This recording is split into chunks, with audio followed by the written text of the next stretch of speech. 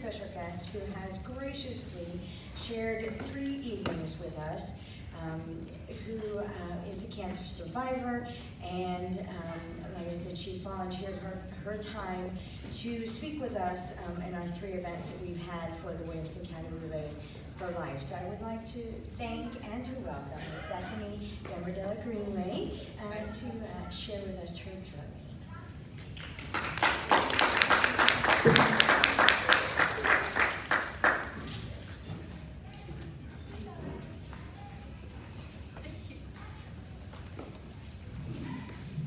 Hi, you guys. Holy monkeys.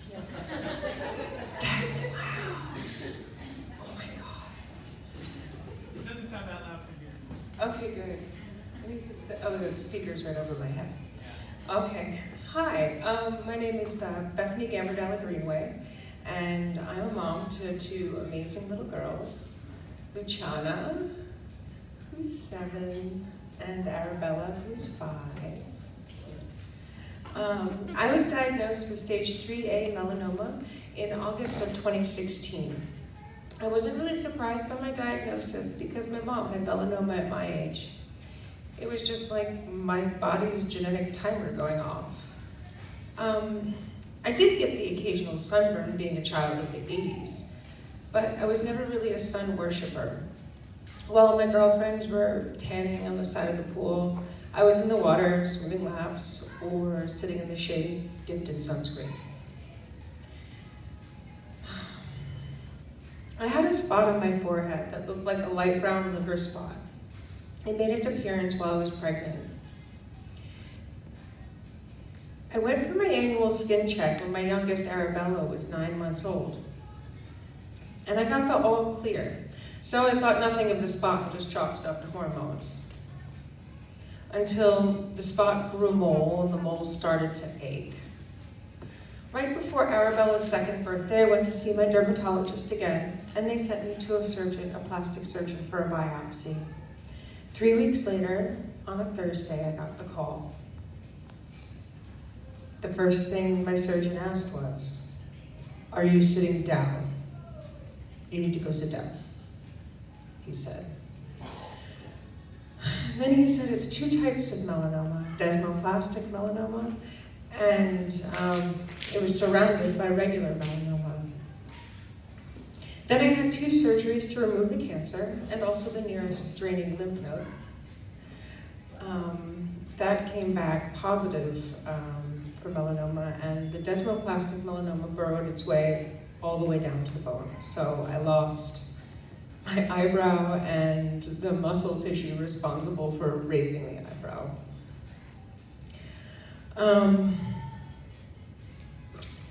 So what happened next was a blur of scans and doctor's appointments.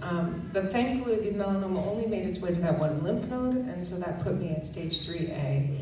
With melanoma being such an aggressive cancer, you have to go into treatment.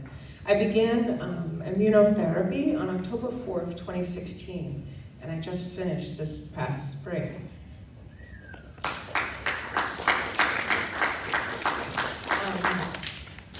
I got 4 infusions over the span of about 12 weeks, and then my treatment plan was booster infusions every 3 months for approximately 3 years, or as long as my body would tolerate it.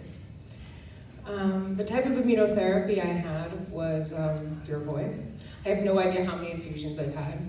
Many people in my melanoma groups are like, "Oh, I've had like 20 billion infusions, and I'm on 20 billion more, and I've got like 2 left." And I'm like, "Awesome, I have no idea how many." So Yervoy is an ugly drug. It has a whole host of nasty side effects. It's worse than those television commercials you see on TV for other medications. After doing my first 4 infusions, I did radiation therapy on my head and neck along the possible path melanoma could have traveled. This was like a crappy part-time job. 5 days a week, I had my awful little commute. And to top it all off, I felt like I was dying. The hair fell out along the treatment area. And also, my body hurt and my mouth and throat were roasted over those 6 weeks. I lost my sense of taste, and eating, which is like my favorite hobby, became a disgusting chore. I lost 40 pounds.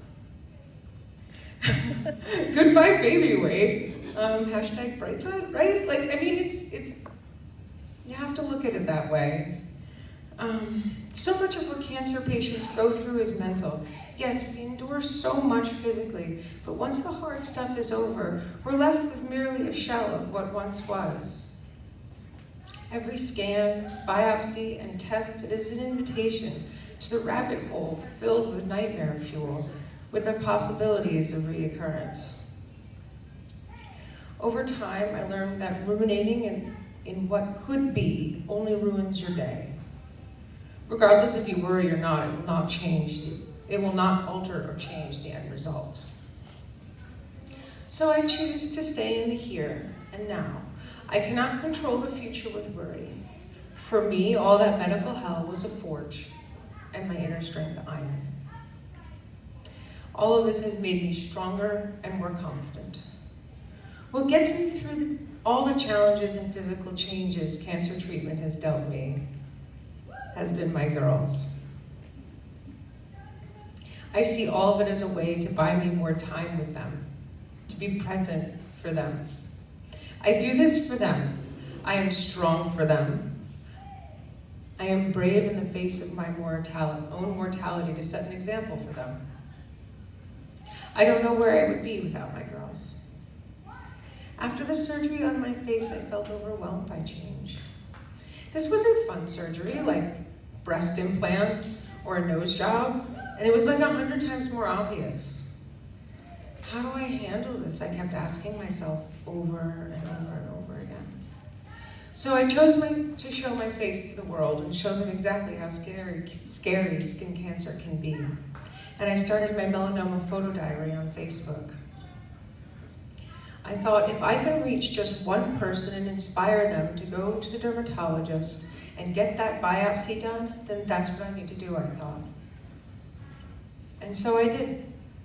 Every day, I took pictures and wrote daily. I still do. Mostly I keep the diary so I don't have to give every new person I see or family member or friend a medical update, so we can actually just hang out. Instead of saying like, so I saw my oncologist the other day and I had my blood work done and these were my numbers and this, that, and the other thing, and that gets old really fast. I mean, those of you survivors, y'all know, that's not fun. You don't want to do that all day. You want to see how the other person is. You want to talk about what's going on in your mind and stuff. So, after writing for almost a year, my album gained international attention. My little soapbox became a podium. And my message of healing, self-awareness, and paying attention to your body and the changes it makes is being heard. I am so grateful for this. Now that I've finished treatment, I will continue reconstruction on my face. I've had a few lipografting procedures to fill in the dent on my forehead. My amazing and life-saving plastic surgeon sucks fat out of my stomach and then injects it into my forehead. The cool thing about fat cells is they contain stem cells, and they do wonders for scars. And sometime in 2020, I'm crossing my fingers and I'm probably gonna get a new eyebrow. Yes, this eyebrow is fake. And so are my eyelashes. I feel like the timing in losing my eyebrow was perfect because right now, eyebrows are a really big deal in makeup land, so everybody has all the eyebrow products. At the moment, I have no evidence of disease in my body.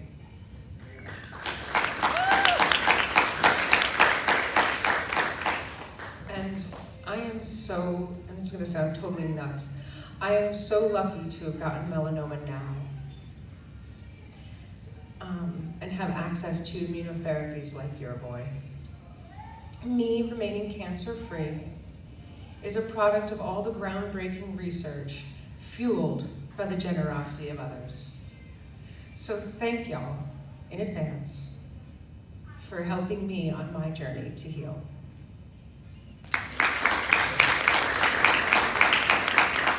Thank you so much for listening.